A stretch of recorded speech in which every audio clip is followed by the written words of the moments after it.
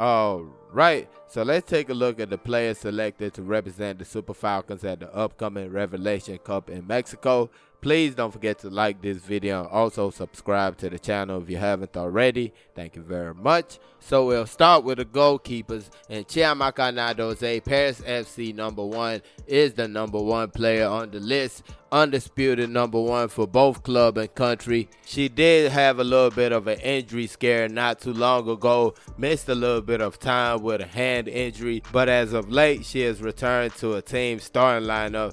So that definitely seems like something of the past. Now, the second and last goalkeeper invited was Yewande Balogun, who plays for AS Saint-Etienne in the French 2nd Division. She was part of the Super Falcons squad at the Women's AFCON in Morocco, and if I'm not mistaken, I don't think she has played a single minute for the Super Falcons yet. I might be wrong. She might have come in as a sub for somebody, but I'm not too sure about that. I really don't think she has played a minute for the Super Falcons as of now. But I definitely feel like this might be her best opportunity to get a cap for the team. You're playing in 3 matches in 6 days. It's going to be grueling on the body. So the coach is definitely not going to be using the same 11 for all 3 matches. Next, we move to the defense. And we start with captain of the side, Onomé B, formerly of Levante Las Planas in the Spanish women's top flight. She actually only made 1 appearance for Levante Las Planas, left at the middle point of the season, and I guess it was a mutual separation between the 2 sides. Now, I definitely don't think this development should stop Onomé B from going to the World Cup, but I do think it might have an impact on what role she plays during the World Cup. Next up is Osinachi Ohale, central defender for Deportivo Alaves in Spain. Probably one of the best defenders on the Super Falcons, was one of the players of the group stage in the Women's AFCON, the just concluded Women's AFCON in Morocco. Now, Osinachi's performances this season in the Spanish women's top flight have been really good, but the fact of the matter is her club is fighting relegation, and that's a big situation right there. Next up, we have Ashley Plumpton, Leicester City central defender. She's been part of the Super Falcons ever since the AFCON qualification, and as of right now, she has made herself a mainstay in the defense. Now, just like Osinachi Ohale, her team is also fighting relegation, this time in the Women's Super League, the English Women's Super League.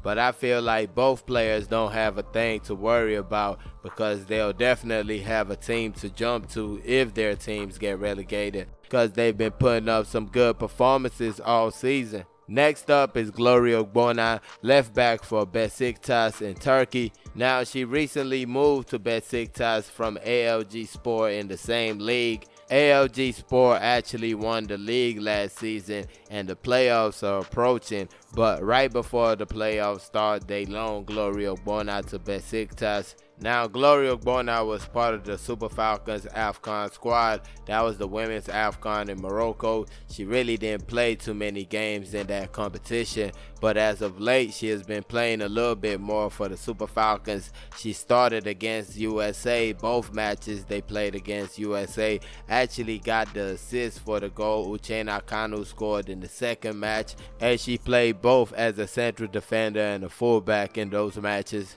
Up next is Rofiat Imoran, left back for Stade des Reims in the French women's top flight. She moved to Stade des Reims from Rivers Angels in the Nigerian Women's Football League. She was part of the Falconers side that made it to the Under-20 World Cup. They made it to the quarterfinals of that competition, and she was one of the shining lights in that competition for Nigeria. Now, to be honest, she has not been getting that much playing time at her club. She has made her debut for the club, but apart from that, she has not started that many matches. Moving on, and next we have Michelle Alozie for the Houston Dash. She mainly plays as a forward for a club, but with the Super Falcons, she is mostly used at the fullback position. She's been part of the Super Falcons ever since the Summer Series in the USA. She was part of the AFCON squad, and she has also been part of the last few friendlies. Next up, we have Oluwatosin Demehin, central defender for Stade des Reims in the French women's top flight. Just like Rofieri Moran was part of the Under-20 World Cup team, the Falconet team who made it to the quarterfinals in Costa Rica, I think she kind of got broken into the Super Falcons faster than everybody else, because once they got invited to the Super Falcons, it seemed like she got put into the starting lineup right away, and that was basically what happened at the club level also. Once she got to Stade de Reims, she was put in the starting lineup, and she has not left it since. Next and last but not least, we have Akudo Ogbonna, Rivers Angels central defender, was part of the Super Falcons women's AFCON squad, although she had limited time. Her last appearance for the Super Falcons was against the USA, and that was the first match of the doubleheader, the match that ended 1-0. She came off the bench in that match. The only player selected from the Nigerian Women's Football League.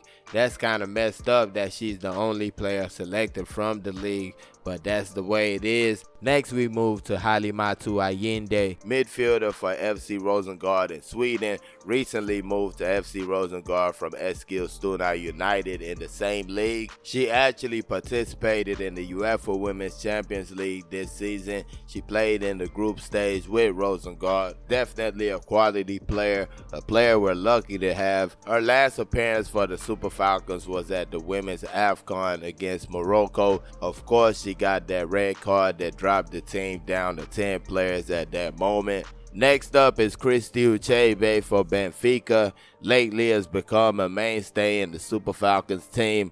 Actually missed the first game of the women's AFCON, and from then she played all the way till the end. With her club, she participated in the UEFA Women's Champions League group stage.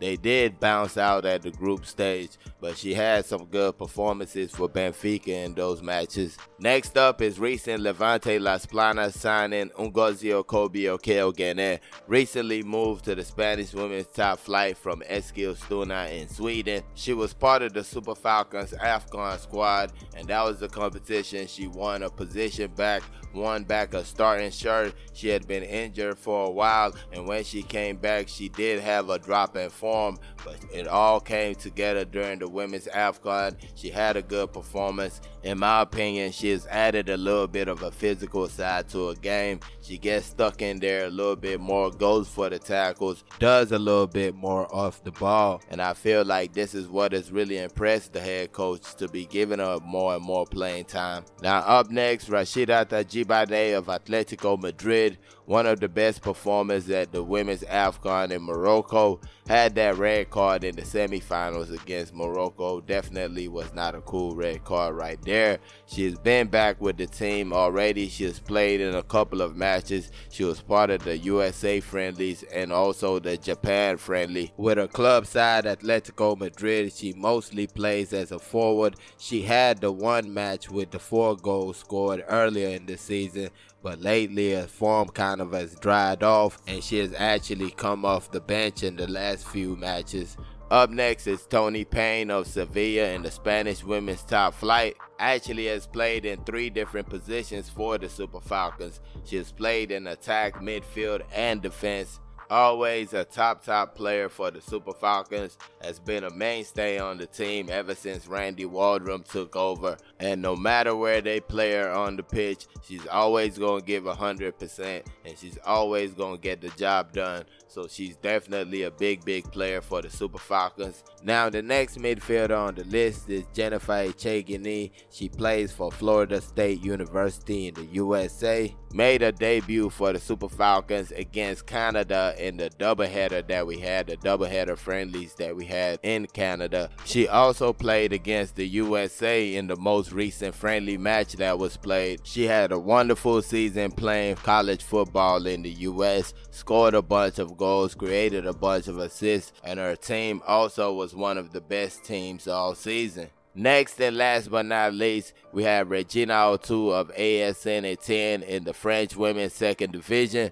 Her team recently got relegated to the second division. They were in the first division last season. They made it down this season to the second division. She has been part of the Super Falcons for a while now. She played in the qualification series for the AFCON, the women's AFCON in Morocco. Her playing time kind of dwindled when the AFCON came around. She did not get that much playing time at the AFCON, and even after the AFCON, she has not had that much playing time. Next, we move to the forwards, and we start with Asisat Oshoala of Barcelona, returning to the team for the first time since the women's AFCON in Morocco. As you may or may not know, she got injured in the first match of that competition, and that was that for Asisat Oshoala and the national team until this moment. And right now, at this moment, is a good time to have Asisat Oshoala in the team because her form at a club side is just frightening at the moment. She has scored 18 goals in 18 appearances in the women's La Liga,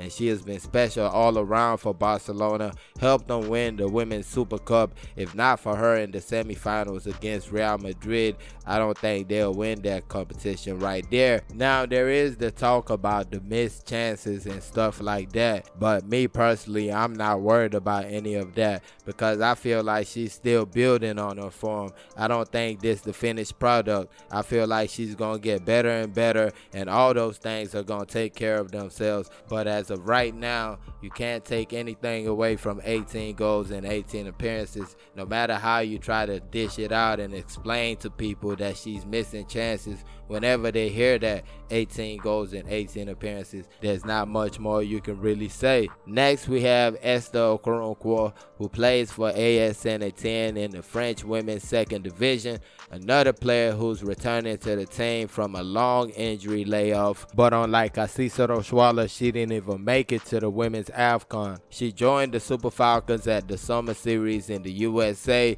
and that was in 2021, I believe. She was also part of the women's AFCON qualification series, scored the winning goal against Ivory Coast away from home. That match ended 1-0. So she definitely was an important player for the team before her injury, and the hope is that she can come back and take up from where she left off. Up next is Ifeoma Onumonu of Gotham FC in the USA. Just like Esther Okoronkwo, she's been part of the team since the Summer Series, has been pretty much a starter on the team since the women's AFCON qualifiers against Ivory Coast. She scored 2 goals in the first leg of that match. She's also started most of the matches at the women's AFCON. She put in the assist for the goal that qualified Nigeria to the Women's World Cup this year, and that was that beautiful cross that Rashida Tajibade put into the net against Cameroon. Next, we have Chiwendu Ihezu of Rayadas Monterrey in Mexico. Recently moved to Mexico from the Chinese Women's Super League,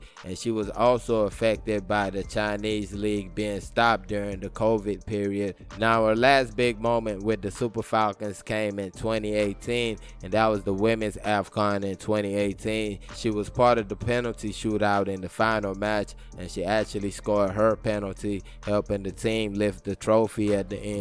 Now, she has had other appearances since then, but none at the magnitude of that moment. Next up, we have Francisco Odega of CSKA Moscow in Russia. Last we saw Francisco Odega, she was lifting the Russian Cup with her team. She definitely looked like she was in top form in that match. Hopefully we get to see some of that when she comes to the Super Falcons. Now, just like Chiwendu Ihezu, she was in China when they had the little layoff in their leagues, and I kind of feel it really showed in her performances for the Super Falcons, and she didn't feature as prominently as we would expect her to for the team, especially in the women's AFCON. Next up, and last but not least, we have Uchenna Kanu of Racing Louisville in the U.S. She recently moved from Tigres in the Mexican women's first division, and she did so on a record price, and this was after winning the league with her team, and also after defeating FC Bayern in a friendly. She scored the only goal of that match. At this very moment, she is definitely one of the hottest female footballers on the planet, and let's not forget that she scored for the Super Falcons in their last match against the USA. Uchenna Kanu is definitely worth the price of admission, and we definitely can't wait to see what she does when she gets with the team. So yeah, those are the players invited to represent the Super Falcons at the Revelation Cup in Mexico. Please don't forget to like this video and also subscribe to the channel if you haven't already. Thank y'all for watching. Peace.